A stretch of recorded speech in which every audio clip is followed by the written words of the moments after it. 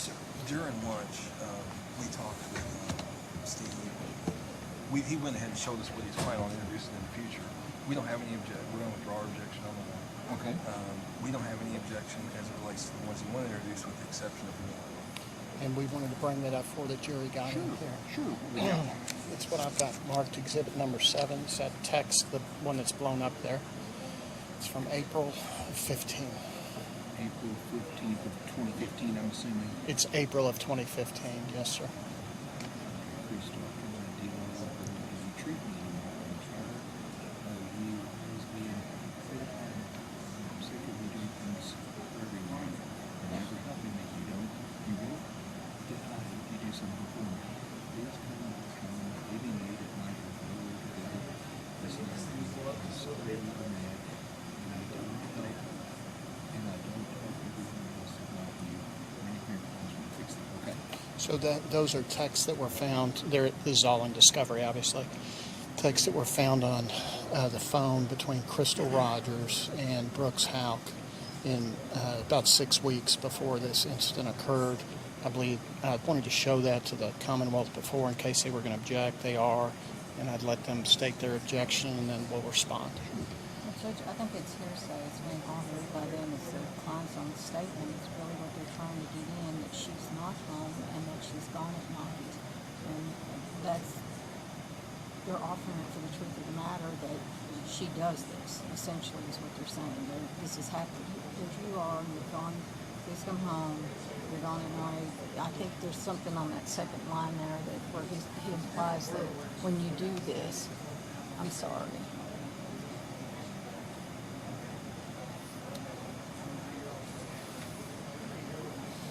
But leaving late at night with nowhere to go is not good. You finished? Yes, sir. A couple of things, Judge. First of all, we don't believe it's hearsay. Certainly nothing that Crystal Rogers says, that's just to give it context. We're not trying to prove any of that. Brooks Houck says, please come home. That's more in the nature of a question than a declaration. Under the Daughtery case in Kentucky, questions are not hearsay. The balance of it, we are not trying to prove that it's dangerous at night for her to be driving around, which is what his next declaration, or it's not a good idea to be driving around late at night. We're not trying to prove that. We're trying to prove they are asserting in their case that that his statements previously about her leaving sometimes when she were mad, they've tried to minimize those and say, well, she didn't really do that. This is relevant to that point. We're trying to show that it had occurred within 6 weeks of this, not for the truth of any of the declarations that are contained in that document. If the court thinks it's hearsay, and which we sincerely don't, but if the court thinks it is hearsay, it's clearly under the then existing state of mind condition under KRE 803.3. We have a Supreme Court case from 2023 that's directly on point. Martin versus Commonwealth, 686, Southwest 3rd, 77, Supreme Court, 2023. And the court says in relevant part, 803.3 accepts from the hearsay rule a statement of the declarant's then existing state of mind, emotion, sensation, or physical condition. This is clearly an emotion that Brooks Houck is contemporaneously expressing. In other words, the exception is limited to statements regarding the declarant's mental or physical condition then existing at the time the statement was made. This is contemporaneous. As such, a critical element of the state of mind exception is the contemporaneity of the statement and the state of mind it manifests. Statements reporting states of mind that existed at earlier points don't apply. And in this case, here, Pam's statements expressed a contemporaneous fear of Martin, the defendant. Case, Pam's co-worker who testified regarding the statements stated that Pam said she was afraid to leave her house for the holidays because if she did, Martin would be in her house sitting for her when she got back. Well, I do believe it's hearsay, but I do believe it would be covered by 803 subsection 3, so I'll allow them with the exception. Thank you, Judge. Thank you. Okay, Fran. Aaron, we're ready. You ready?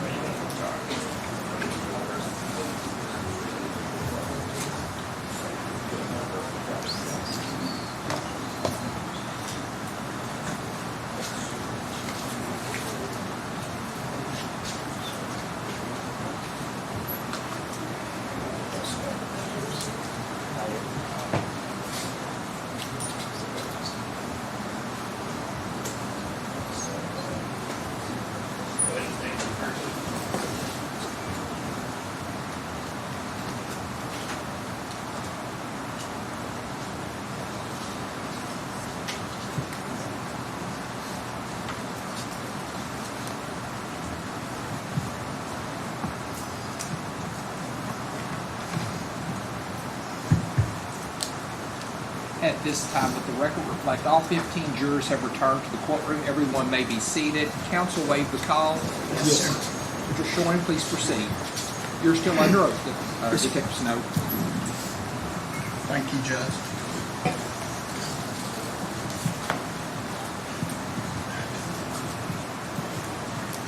Deputy Snow, when we left off, we were talking about this exhibit, the text exhibit. Could we pull this up, please? Your Honor, at this time, we would move to introduce Defense Exhibit 1. I don't think your microphone's on. Oh, I couldn't hear you, sorry. That's okay. Any objection to one? No objections. So it's introduced at this time. Can you hear me? Yeah. you're good. Okay.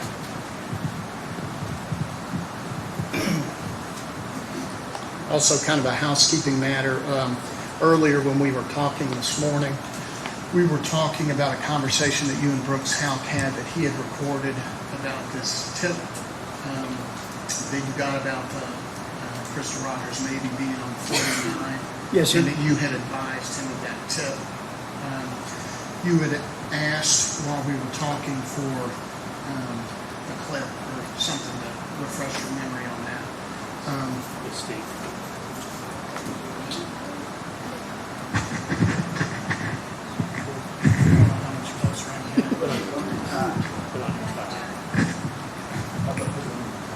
I'll give it a shot.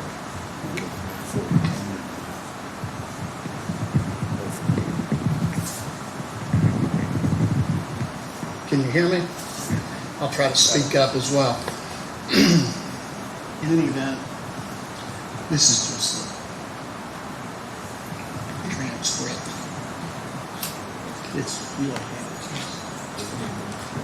It's a U.S. Department of Justice.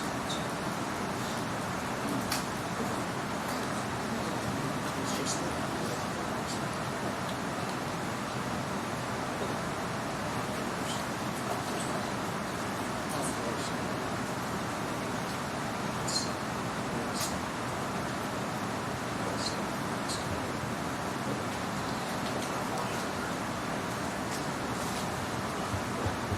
Sir, I've got a transcript of that Okay. conversation that was provided by the Department of Justice and Discovery in this case. Okay. If you could please look at that, and on page 8, if you could just read the underlined portion, please don't read any other parts, Sure. where you are speaking to Brooks Houck. It starts out Detective Snow. So they're down there. So I'm going to tell you something, and we've kept this from everybody essentially until today because we were waiting on some people to get there. But we have someone who told us that they saw her on 49 on Sunday in her car, Sunday between 1 and 2 in the afternoon. Now, we don't know how reliable that is. You know, there's a lot of people calling in saying they saw the car there. They saw the car there. So, but we've got people down there looking now just to say that we looked, so you know. Sorry. No, you're fine. And then, if you could read the underlined portions, including who's speaking. Sure. It says Detective Snow again. Now, it depends on whether whether or whether or not they're truthful about it, I mean, that's the thing is, Brooks Houck, what reason would somebody have to lie about that? Detective Snow, why would I get a dozen people telling me they saw the car on the parkway on Saturday and a dozen telling me they didn't? People are unreliable. I mean, they may have seen somebody that looked like her. They may have seen a car that looked like hers. You don't know. Brooks Houck, yeah. Thank you very much. Does that refresh your memory about what we were talking about earlier? Yes, sir. And if I could make a correction before we start back into the other, you had asked me earlier if we prosecuted anyone prior to my retirement, and I said no. We didn't. We prosecuted an individual on a perjury charge related to this case, but not for the homicide. Yes, sir. Okay, just wanted to be clear about that. Yes, sir. Thanks. All right. Now, when we left before lunch, too close to that. When we left before lunch, we were going through some of the texts that you examined on Brooks Houck's phone, Crystal Rogers' phone. Yes. I want to talk to you now about some telephone calls from those same records.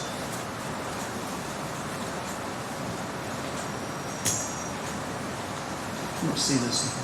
No, Okay, thank you. I'm going to hand you what I've marked offense exhibit number 2. Okay. Those are from the phone records that you examined. I think it's too close. From Brooks Houck's telephone. And if you could tell us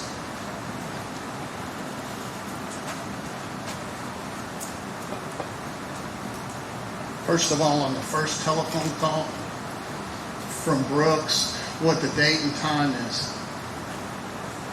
The origination time says July the 4th, 2015, 080627.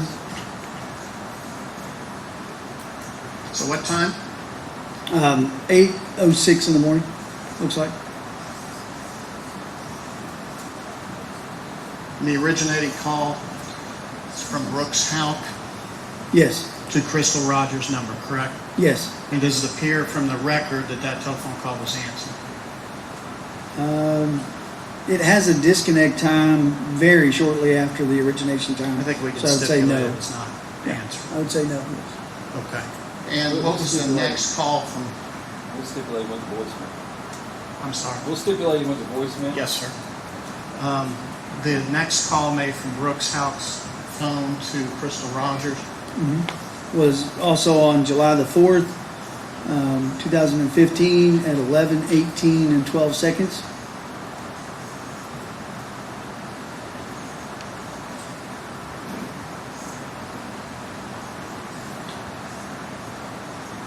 And is there a third call?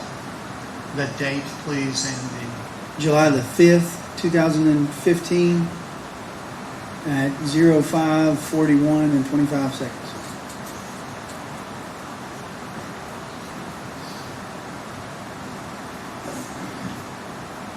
It does appear that they all went to voicemail. thank you. Yes, sir. Your Honor, at this time we would move to introduce offense exhibit number 2. Any objection? No, is that number 2? Yes, sir. Show number 2 is introduced at this time.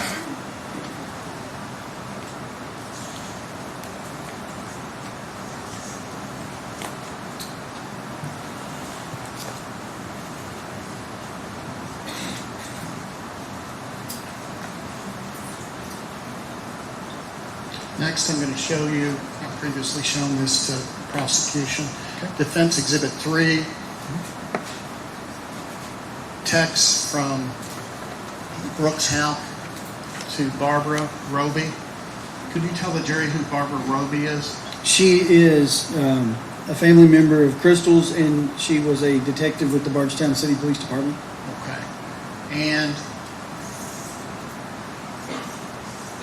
when is the first text from Brooks to Barbara Roby, the date and time, please? On this sheet, it's July the 5th, 2015 at 9:02. a.m.? I believe that's how it's denoted, yes. There's no zero before, but I'm assuming that's the.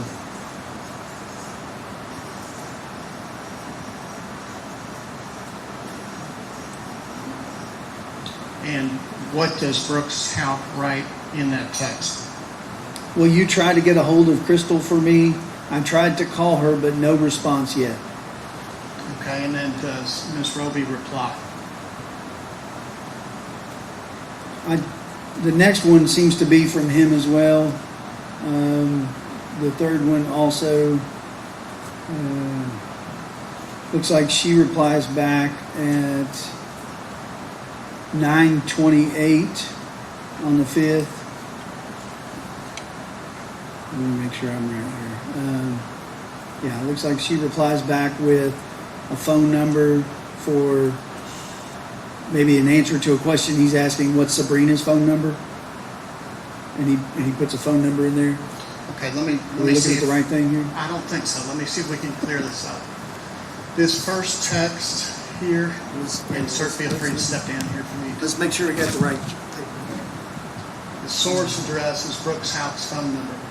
His question, when you try to get a hold of Crystal for me, I tried to call her, but no response yet. You see that? Yes. Okay, now the next one, the source number is her number. So she's texting him back, right? Oh, yes, I'm sorry, I skipped over that one, my It's okay. apologies. It goes to her voicemail is what she replied, I apologize. And then she sends another one that says what? So to him, I sent her a message yesterday too, and she didn't respond. Okay. Now, Brooks texts her back at 9:25 a.m. And what does he say? This is what I get also, thank you though, All right. Then he texts her a minute later, and asks for Sabrina's phone number. and then She responds with a phone number. 827-1170. Correct. Correct. And that's at 9:28 a.m. And then we Yes. got a thank you, you're welcome, right? Correct. Your Honor, at this point, we've moved to introduce defense exhibit 3. Objection. Issue 3 is introduced at this time.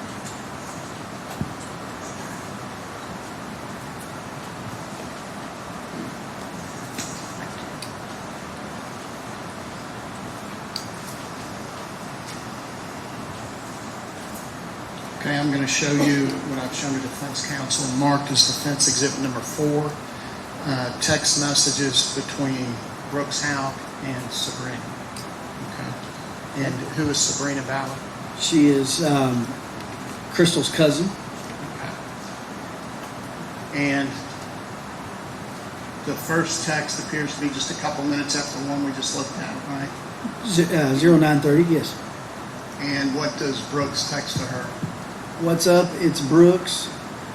And the next one says, is Crystal with you? And that's from Brooks to her, correct? Yes. Then the next one, She replies back, no, and then another reply, I haven't seen her. all right. And then the text later on, she's asking about Eli's birthday. Yes. Your Honor, we would move to introduce defense exhibit number 4 at this time. Issue 4 is introduced at this time.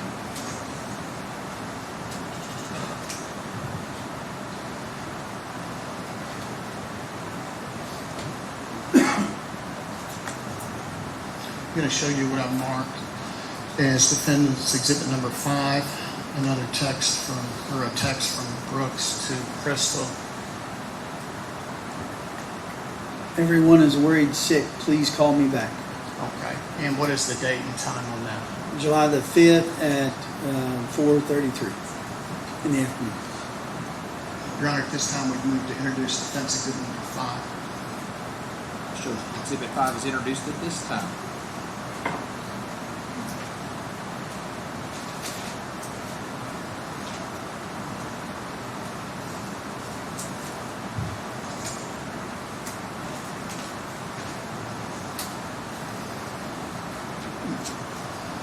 Now, Deputy Snow, Mr. Houck, in your conversations with him that we've heard today, big parts of, made it clear from you that from the beginning, the reason he wasn't more concerned about Crystal being missing right away is that she had gone off before, correct?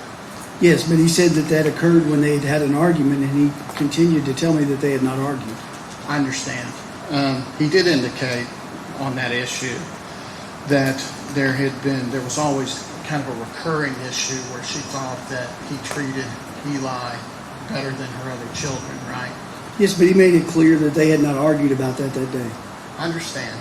I was just asking to see if Yeah. that's what was said. He did bring it up with you in the interview that they had had a discussion about that very issue that afternoon of July 3rd, correct? Yes. Okay.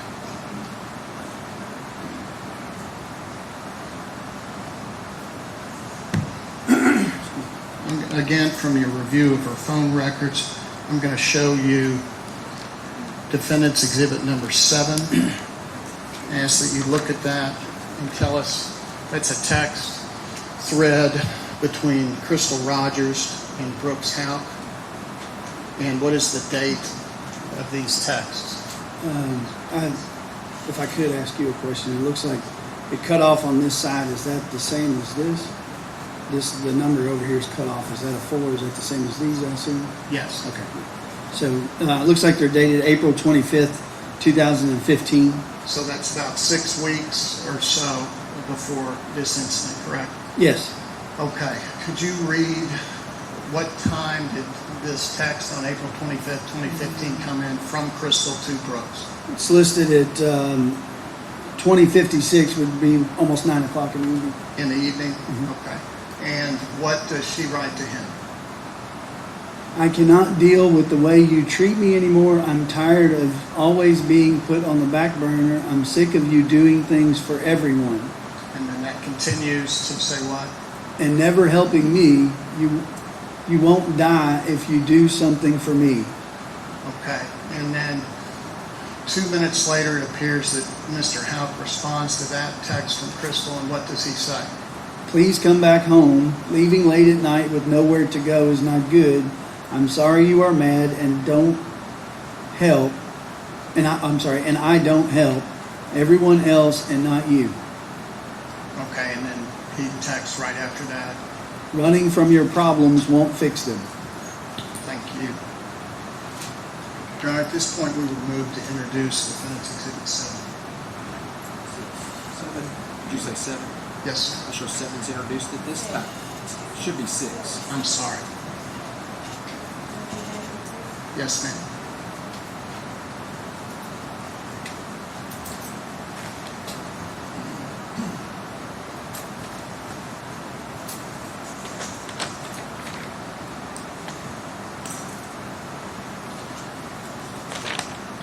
Sir, continuing back to your forensic examination of the vehicle and the contents of the vehicle. Okay. Just to be clear, I didn't forensically examine it. Ms. Hartman Ms. did. Hartman did, yes. Yes, sir. I kind of meant you as the lead detective. I understand. This Crystal's cell phone was obviously processed for any forensic evidence, right? Yes. Okay. And when that was done, a latent fingerprint was found on her cell phone, correct? Yes. And that was an identifiable fingerprint, correct? Yes, I believe so. And non-identifiable fingerprints are smudges or things that you're not going to be able to compare with anything, right? Correct. An identifiable one, like was found on her phone, was recovered in this case, and that was suitable for comparison, right? That's what APHIS told us, yes. Okay. That fingerprint was compared to Brooks Houck, Nick Houck, Rosemary, Eli, Amber Bowman, Larry Mock, Rhonda McElvoy, who's Brooks' sister, James Houck, who was Brooks' dad, Charles McElvoy, Brooks' brother-in-law. Every one of them were excluded from the donor, being the donor of that fingerprint. Is that correct? Yes. All right. Later in the investigation, after you had retired, the parties had stipulated that the results show that that fingerprint was compared to Steve Lawson, Joey Lawson, Tammy Lawson, and Charlie Girdley, and each of those individuals were excluded. To the best of my knowledge, yes. Yes, sir. There was also the rear view mirror contained prints, and so with your experience as an investigator, it's clear that this car had not been like wiped clean, right? Because you're still finding fingerprints. It did not appear so, yeah. Okay. So the rear view mirror of this car contained a fingerprint and a partial palm print on the rear view mirror, correct? Yes, Now that fingerprint was examined and it came back as Eli, right? correct. And the reason you would take a child's fingerprints is to eliminate them, right? Yes, Okay, so that was eliminated because that was Eli's. Now that palm print that came back was not identified as belonging to any of the individuals that I've listed just a minute ago, correct? as far as I know, yes. Okay, and Joey Lawson was excluded, correct? I believe so, yes.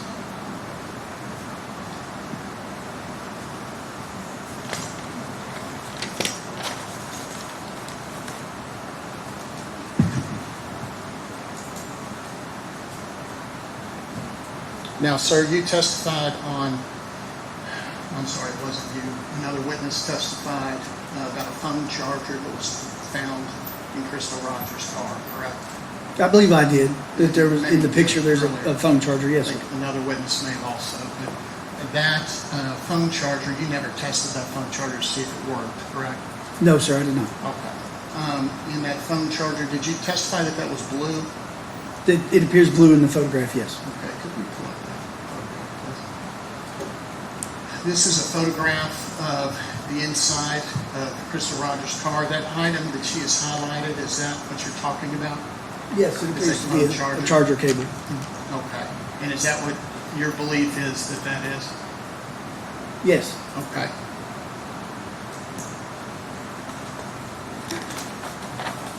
Now, Crystal's car, as we have talked about, was towed to Coulter's where it was secured. And during the process of the vehicle itself, it was also swabbed for DNA, right? correct.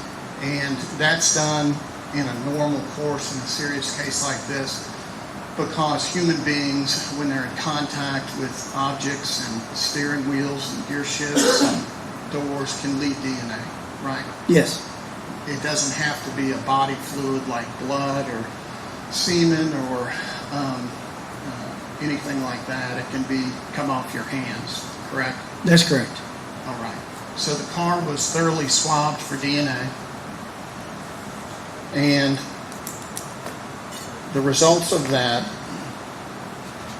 showed that Crystal's DNA was recovered from the steering wheel, correct?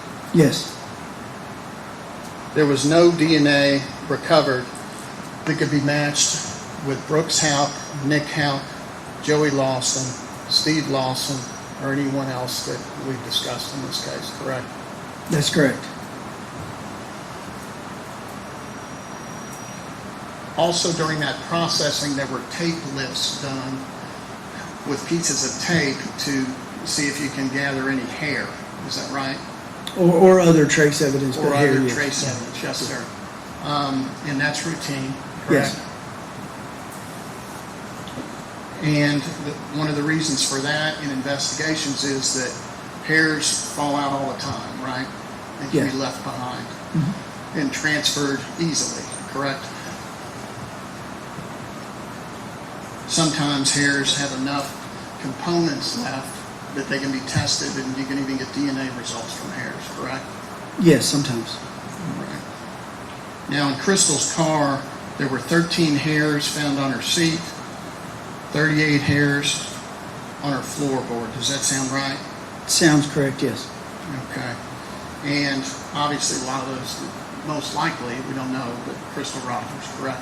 Well, she also had daughters and Exactly. female friends that would ride in her vehicle as well. But Right. Yes, There were 2 hairs found in the car that were suitable for DNA that could have been tested, to your knowledge. Is that correct? yes, A decision was made, not by you, but a decision was made not to test those hairs because they were too long and would not be expected to come back to Joey Lawson or Steve Lawson, correct? Well, I don't know. That's why the decision was made. My understanding was from the conversations that I had was that there was the potential for the destruction of those hairs should they be tested, and there was a lot of conversation as to whether or not it would be better to preserve the hairs or run the risk of destroying them without having someone to match the DNA to. Okay. But I don't know that to be a solid fact. I don't know that they were necessarily not tested because they didn't look like they would match one person or another. Okay, and there's also a database called CODIS, is that right? There is. And CODIS is a huge network that law enforcement has access to that has DNA profiles, correct? We have access to request DNA to be compared to the CODIS database, yes. Exactly. And that CODIS database includes lots and lots and lots of convicted felons, correct? It does. Okay. Because one of the requirements for convicted felons in lots of situations that they have to supply DNA and it gets plugged into there, right? Yes. Okay. And if these hairs were sent off, potentially they could be run through CODIS to see if you get any hits on any people. If there was a full DNA profile associated with the testing, yes. Which we don't know until we send them. Correct.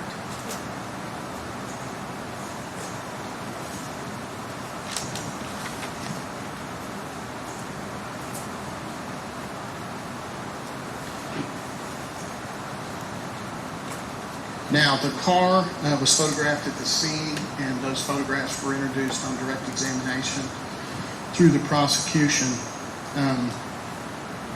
The car, if I understood your testimony, it had a flat tire, obviously, when it was found, right? Yes, sir. And there are marks on the ground that are consistent with that car driving on a flat for some distance. The rim was making marks, correct? Well, mostly the black marks from the tire being flat, but yes, there's some marks toward the end where the rim was kind of seemed to be digging in. Yeah. Like this, correct? Yes. And if we could zoom that back out. And it went on for some distance, right? Yes. And from those marks, you could tell that the flat had occurred in the lane of travel. Correct? Yes. It appeared to be, yes. And then it eventually made its way over to the shoulder until it came to a stop, correct? Correct.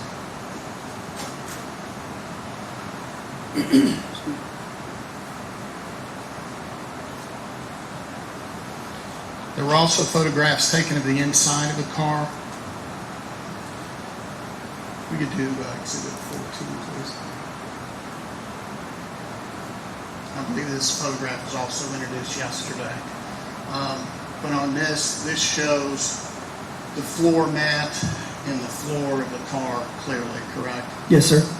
And as you testified, it was raining that night off and on through Bardstown on July 3rd, correct? Yes, that's correct. Okay. And do you note mud on the pedals? Did you note any during your investigation? Yes, it appeared to be.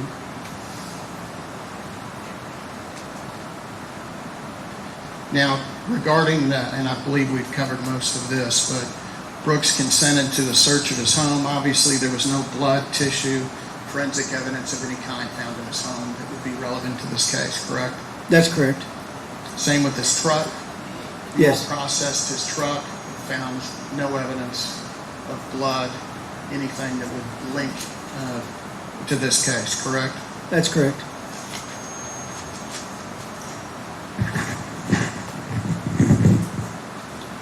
Nick Houck's vehicles were searched. His white Tundra, that's his private vehicle, right? Yes, sir. It was searched, processed, no evidence of any kind relevant to this case was found, correct? That's correct. You've already testified to his police cruiser that was impounded, processed. That was searched thoroughly, including the trunk. There were several items in the trunk, binders, a blanket. They were all processed, all sent to the lab, and there was no evidence, DNA, hair, blood, body fluids of any kind linked to Crystal Rogers found, correct? I believe that's correct, yes.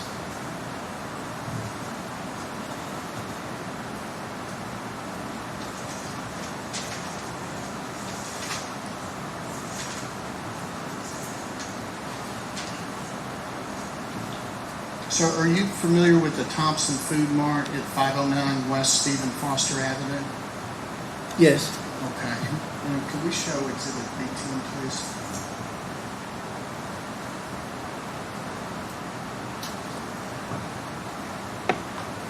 Early in the investigation, you know who Deputy Kevin Cox is? Kevin Cox, yes. He used to work for the sheriff's office. Yes, sir.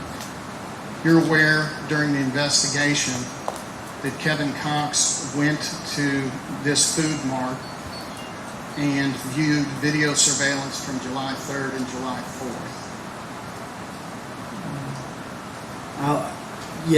I suppose, yes. I don't know. I'd have to look back through my reports. Did I note something from that specifically? Or we were going as many places as we could find that had video cameras looking for video. So it would not surprise me if somebody went there looking for video. Yes, sir. And are you aware that he viewed it and did not collect the video? He just viewed it and left. And if As you I don't sit here remember- today, I couldn't If you testify. don't remember, you don't remember. This Cox's Food Mart is located 509 West Stephen Foster Avenue. Yes, Okay. And is this Boston Road? it is.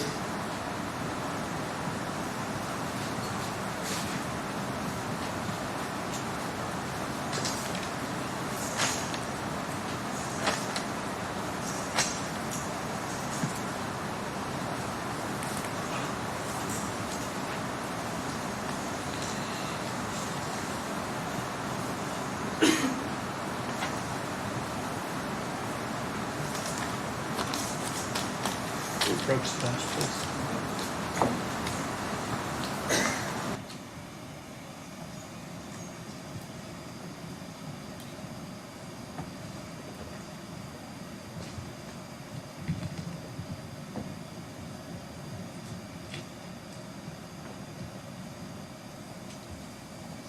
Just want to make sure I turn that off.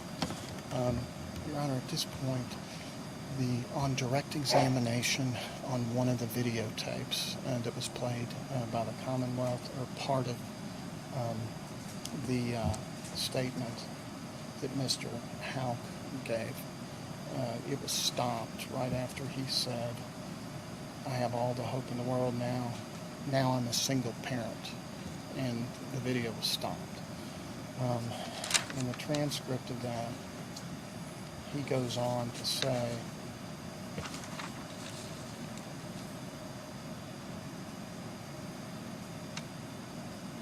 "I'm a single parent, it appears to me, where she's been there 100% of the time for him to raise and rear him, where I know that he doesn't have to go to daycare or babysitter, and I don't know that his mother's going to take care of him.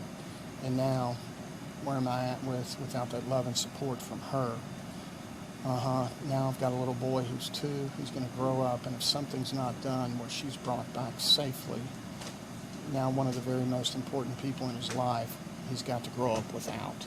I'm going to ask, under the rule of completeness, KRE 106, that I be allowed to read that through this witness to give a full context to the statement that was cut off. The way it was cut off is right after. I mean, it looks like he says, "Well, I'm a single parent now," and it cuts off, like he knows that she's deceased. And that's incredibly prejudicial. We think in fairness, under KRE 106, we ought to be able to read that portion I just said. I don't agree, sir, Judge. I don't agree. Was it all, did it continue?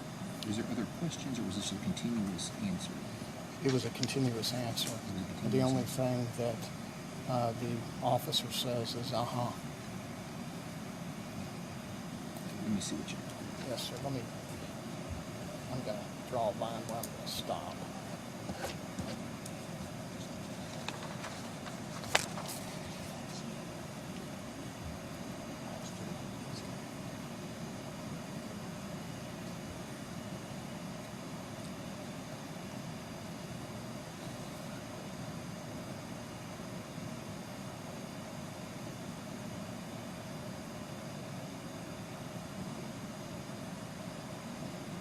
So you're wanting to stop right here. Where I drew the line, yes, You sir. drew the line. I believe it is part of his answer, so I'll. Yes, sir, that's fine. Can I switch?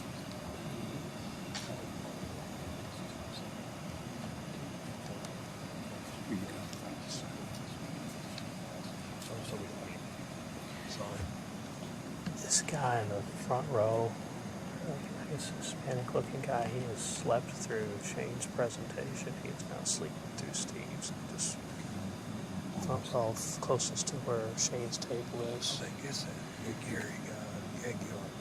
Yeah, He's the reason we were late yesterday starting because we were waiting on him. I mean, And he was the one with the headphones in. I'm gonna be honest with you. I thought I struck him. That's why I come up here and look because he was sleeping during. I mean, maybe he's tired right now, but he didn't listen to anything Shane did, and he's not listening to anything Steve did. Do you roll? We'll talk about We'll it. talk about it. I'm You just want bringing me it to have the. him- You want me to have him come up? Well, right now, if he does, he's going to know I'm the one that called him out on it, so I'd rather not do Let's that. do it now. Oh, just don't do We it can now because he wait. was I'm wait. just getting right. Maybe during the next break. Yeah. I too. When you all go back, you ask a question, I'll look over and say, we need to make sure all the jurors are awake. He's a little awake now, but It doesn't look like it to me. that's better than it was. No, Luke, can I see that, Steve, real quick? Yes, sir. I drew a line under where I'm going to stop.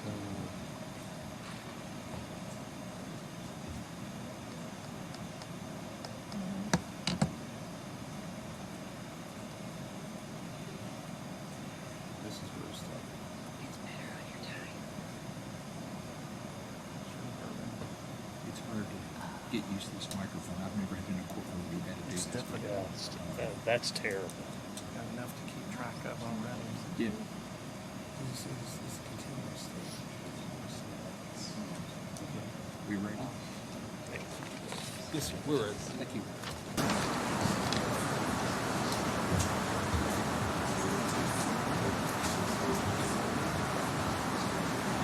Sean, you may proceed.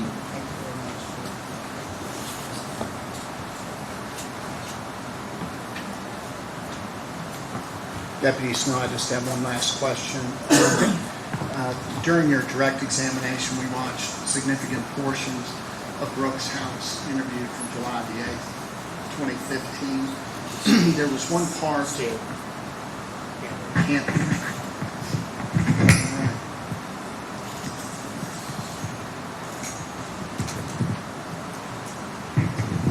Can you hear me, Deputy? Okay.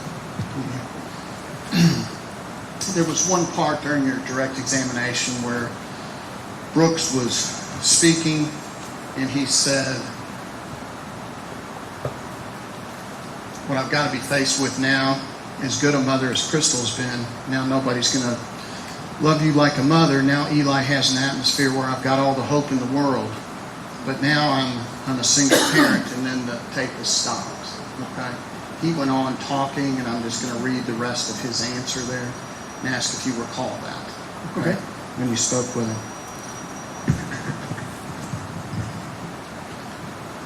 It appears to me where she spent 100% of the time for him to raise and rear him, where I know that he doesn't have to go to a daycare babysitter, and I know his mother's going to take care of him. And now, where am I at without that love and support from her? You say, He says, now I've got a little boy who's 2. He's going to grow up his life if something is not done where she's brought back safely.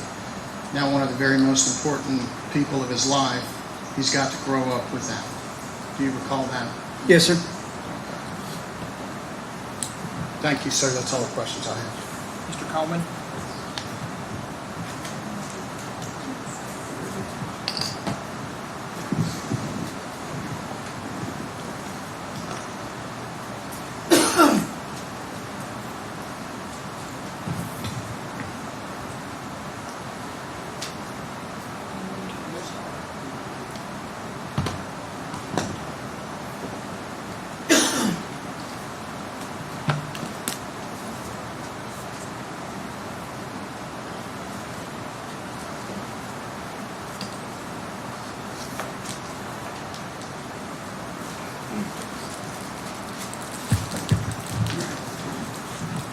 Detective Snow, can you hear me? Yes, sir. All right? Okay. Thank you.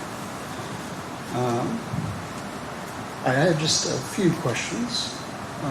Prior to the lunch break today, let me finish putting this on. Prior to the lunch break today, before you were answering some of these final questions from Mr. Schroering, you had only mentioned Joey Lawson. You hadn't mentioned Joey Lawson at all, right? I don't believe so, no. Okay, and so and to clarify too, when you said on occasion you would say either Mr. Lawson or Lawson, you were referring to Stephen Lawson, right? That's correct. Okay. And the few times that we did hear about Joey Lawson, it was all in reference to excluding him as being, linked to any sort of forensic evidence within that car, right? By the previous counselor, yes. Okay. Thank you. No further questions. Can you redirect? Yes.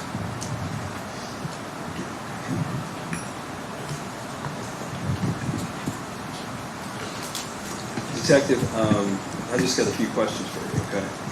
So, you had previously testified about Tractor Supply, correct? Yes, And Mr. Houck said he wouldn't be able to make it, is that correct? correct. And he left the farm around 7:50? That's correct. Okay, and what times does TSC close? During the summertime, it closes at 9 o'clock. Okay, and you said it only took about 15 minutes to get there? That's correct. Okay, so if he left at 7:50, approximately arrive at 8:05, Yes, 55 minutes before the store closed. correct. Okay. Now, this 8-page written statement that defense counsel talked about on cross. Yes, This sir. was a statement written by Mr. Houck, correct? That's correct. Okay. Anywhere on this, when he discusses July 3rd, anywhere, does he mention being at the farm? No. Okay. And Treese, can we pull up the video from July 3rd around 4 o'clock p.m.? And while she's bringing that up, there's quite a bit of detail in this. Would you agree? There, yes. Okay. About certain portions of the weekend, yes. At any time, did he tell you he was at the farm on July 3rd? He did not.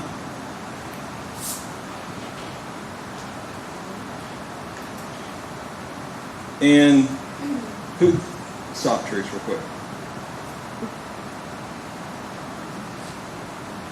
Could you tell, ladies and gentlemen, of the jury, where that road is? That's Highway 49 in front of the dog park.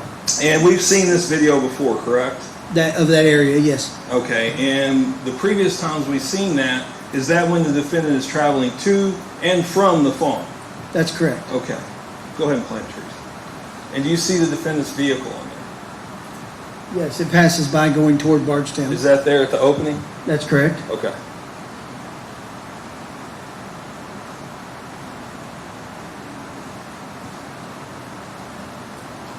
Thanks, Reese.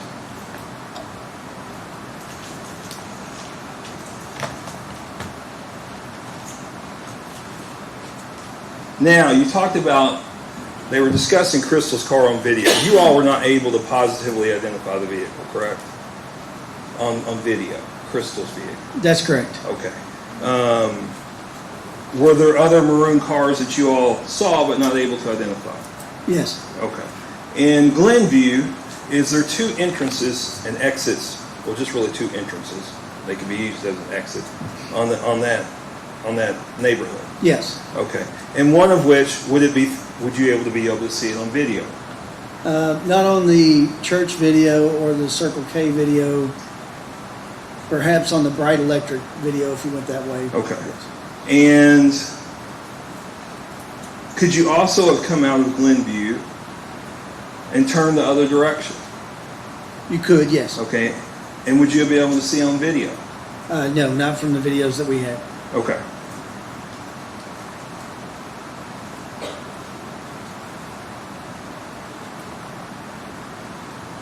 Why? There's been a lot of talk about looking for a body. They come up on cross-examination. Why were y'all spending so much time looking for a body? Well, obviously that's generally a large portion of your evidence in a homicide case, and we early on, within a few days, began to believe that we had a homicide case on our hands. Okay. And there was talk about the Hardens, right? The family that Mr. Schilling had showed you some cell phone records, not cell phone records, some text message records. Is that correct? Yes. Is it your understanding that Steve Lawson was calling to rent an apartment or asking about one for Lauren Harden? That's what he said, yes. And that's the individual. Lauren is the wife, or was the wife, of Ronnie Hart, correct? Yes, Okay. Who is Steve Lawson's daughter? Is that correct? Okay. And that's what you understand the call was for, was to them inquiring about an apartment for them. or house, yeah, some Okay, kind or of a house. rental, yes. Okay.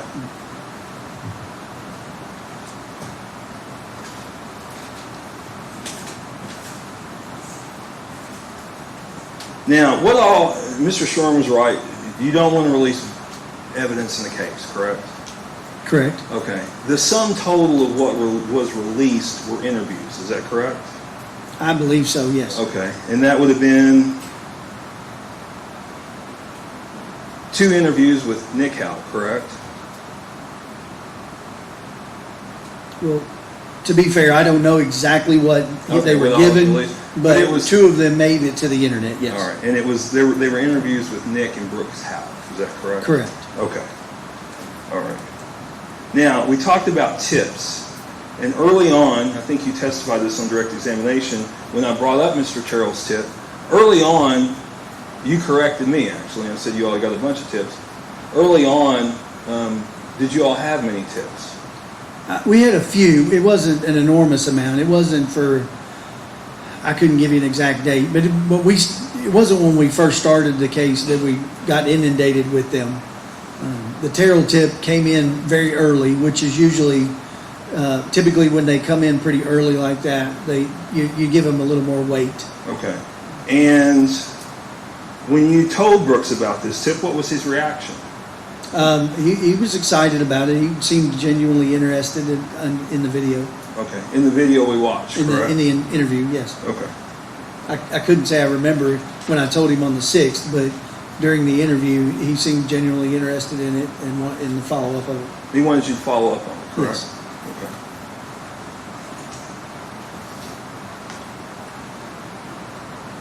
Now, can we, and I don't mean to intrude on your tech person, but could you put up Exhibit 2 for me? Exhibit 2? Yes. Oh, I'm sorry. It's just the 3 phone calls.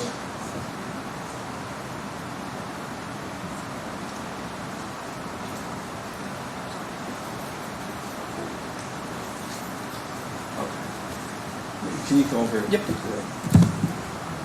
Just real quick, and I'm not being picky, but could you tell me what time zones those are in? Central Time, Okay, and what would Nelson County, what time zone would that be? Eastern Time. Eastern time. So this is really, on July 4th, it would have been 9:06 a.m., Yeah, it should be an hour. hour up, Yes. 12:18, it wouldn't be a.m., it'd be p.m., I think, hopefully. Right. Okay.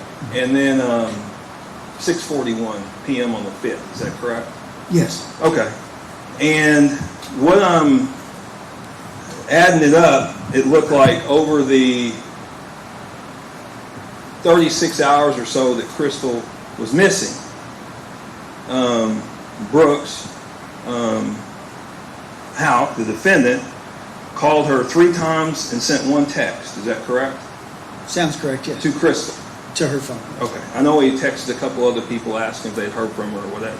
Correct. To her, he called 3 times over 36 hours and sent 1 text. Yes, I believe so.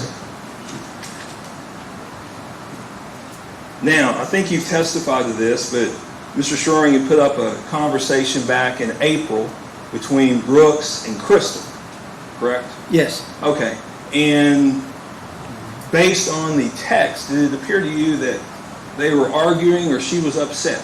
Yes. Okay. And remind the ladies and gentlemen of the jury again, when you inquired of him if they had been arguing or if she was upset, what was his response? He said they had not argued. In fact, he consistently said that they had not argued, that the conversation that they had was just a conversation. Okay. And I think you had testified previously on direct that Brooks Houck admitted to driving Crystal's car, correct? Yes, he said he would drive it occasionally. Okay. And as Mr. Shoring said, his DNA wasn't found in the car, right? Correct. Okay. Hang on one second. Sure.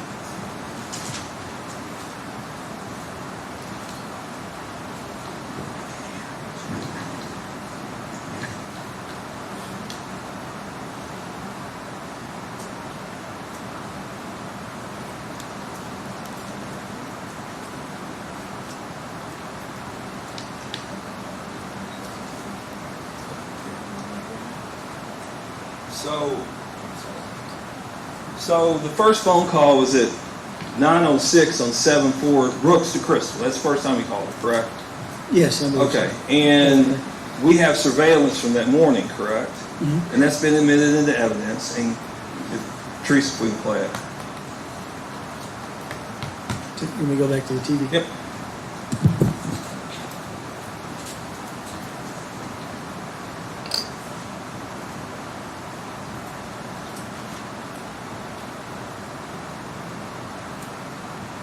Could you tell me what time it is on the? Yeah, it says 7:28 on July the 4th, 2015. Okay. Was that Mr. Houck's truck driving? It was. Okay, and was that at Pascal Ballard Road at Lawrence's house? That's correct. Okay, so according to his statement, he had already been up, got Eli up, went to McDonald's, and he's arriving at the farm the first time he calls her. Is that correct? Yes. Now, the prints, the prints that Mr. Shorin talked about, one belonged to Eli. We figured that out. And the rest of them were entered into APHIS, correct? Yes. Okay, and what is APHIS? It's the automated fingerprint identification system. Okay. And is it true that the prints are continually run against APHIS? Yes, that's my understanding, is once it's entered in there, anytime new prints are entered into APHIS, it's automatically run against the new ones. And who all gets in APHIS? Anybody who is fingerprinted criminally Okay. is entered into it, and who voluntarily submits prints for examination or entered into Somebody it. who has a security clearance? I'm sorry, Somebody- you meant somebody who has access to it? No, somebody who's entered into it. Okay, whose prints are entered into Yes, it. sir. I don't know that they enter people who have security clearance into APHIS. What about law enforcement officials? I believe their prints are run against the APHIS database, but I don't think they're entered into the APHIS database. But anybody, any criminal is entered into APHIS. Correct. If they've been fingerprinted, yes. Okay, hang on one second. Judge, I don't have anything. Mr. Shorin, any questions from any jurors? May this witness step down then? Yes, you may. Let me step down, thank you. You want to take a short break before your next witness? Sir, I'm sorry. Do you want to take a short break before your next witness? That's fine, Judge. Okay. Why don't we take a 15-minute break then? We'll start back at 2:26. Same admonitions are in place. You may go to the back.